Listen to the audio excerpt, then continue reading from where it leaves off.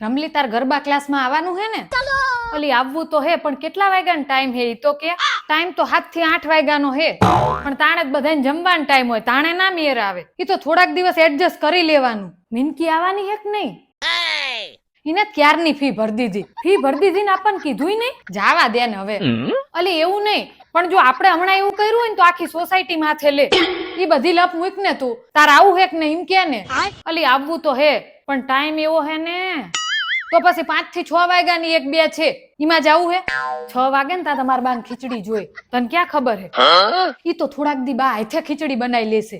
એ તાર જ્યાં જાવું હોય ને ત્યાં જાયજે, પણ મારે 6 વાગે ખીચડી જોઈશે.